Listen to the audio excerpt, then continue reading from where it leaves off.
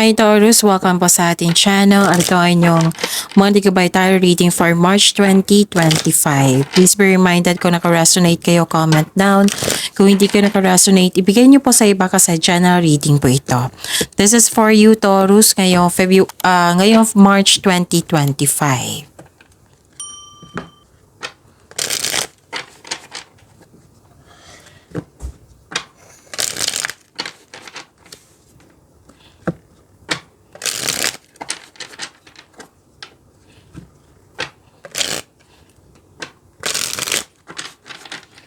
Para po ito sa inyo Taurus ngayong March 2025. Maraming salamat po sa inyong patuloy na suporta at maraming salamat din po sa mga hindi nag-skip ng ads. Gamitin ang reading na ito bilang gabay lamang sa mga hindi pa nag-subscribe. Subscribe na po kayo at click bell notification para malaman nyo na may bago tayong video.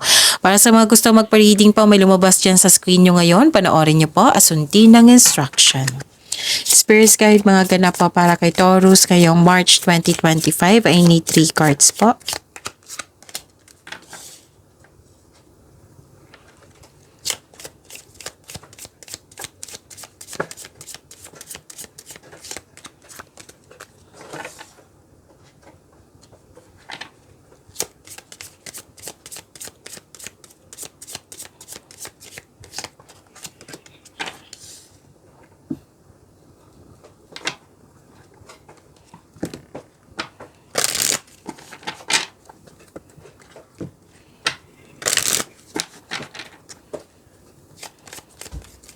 Spirit Guide, mga mensahe pa para kay Taurus ngayong March 2025. I need 2 cards po.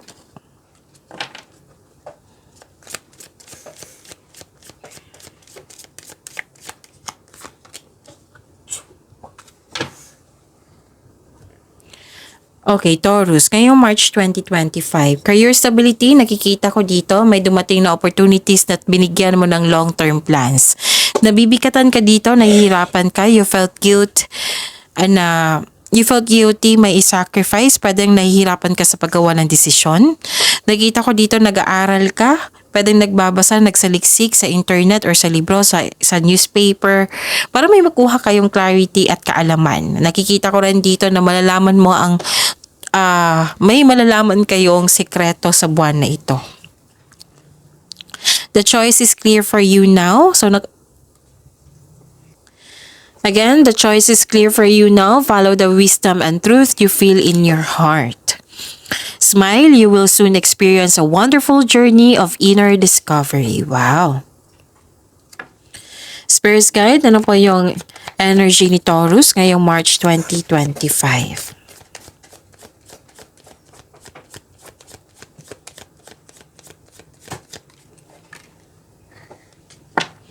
And the clarification of this card po.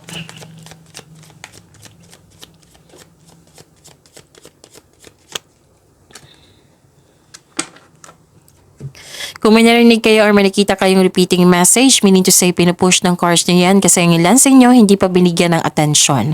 Na kung maaari din po bigyan nyo po ng solusyon at aksyon. Remember Taurus, at the end of the day, alam mo na ikaw lang taong may kakayahan at responsable na gumawa ng sarili mong katotohanan at kinabukasan. So ano yung energy ni Taurus? Nakikita ko dito na nagkaroon po ng feeling emotionally drained. May nakita ko ditong sobra sa alak, partying too much or drained yung energy mo. Or na-drain yung energy mo kasi may kasamahan ka na mahilig sa alak. May nakita rin ako ditong tension.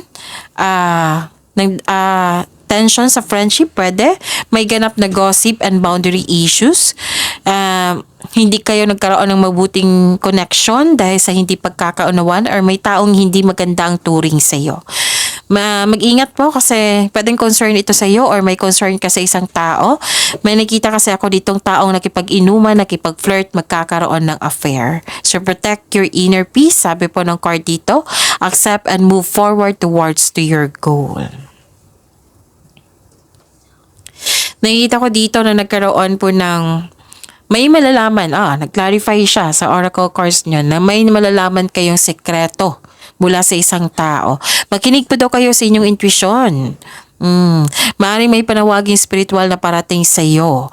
The advice is to clear your mind and ask your heart for the answers you seek. The answers are already within you. So, yung ilan sa inyo naghahanap ng sagot sa inyong mga katanungan, solusyon sa inyong problema, nasa iyo na po daw yung sagot, sabi po ng card. Trust your own counsel first. Spirit's Guide, Career and Money po ni Taurus ngayong March 2025.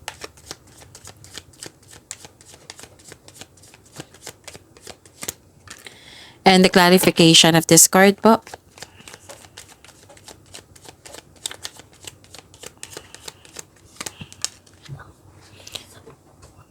Okay.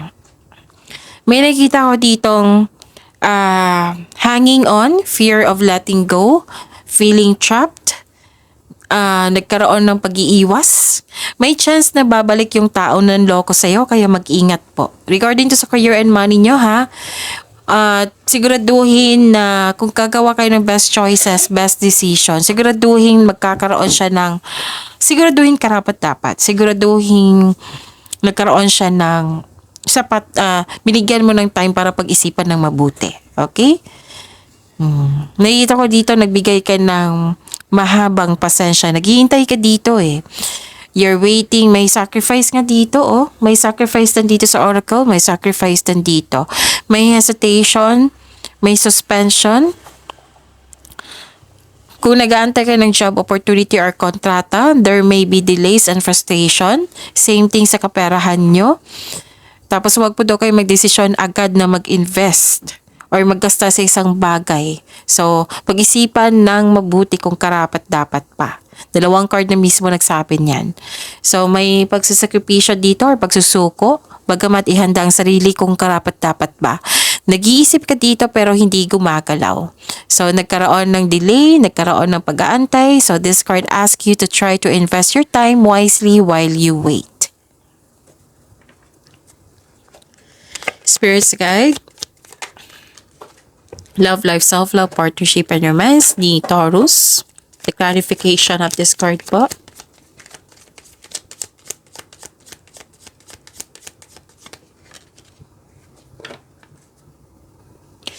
Okay, maraming salamat po sa patuloy na tiwala at suporta sa ating channel at maraming salamat din po sa mga hindi nag-skip ng ads.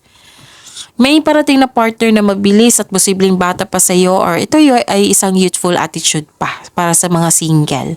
Para sa mga may relasyon sa buhay mag-asawa, excited kayo sa coming monthsary and anniversary po. May celebration po ako nakikita dito. Inaalala nyo yung dating ugali nyo nung kayo pa ay bago pa. Na-appreciate nyo ang inyong transformation dahil marami kayong natutunan sa inyong naranasan na pagsubok. Nakita ko dito na nagkaroon po ng sa mga may relasyon sa buhay mag-asawa, another card na nagsabi dito na may sakretong mabubulgar.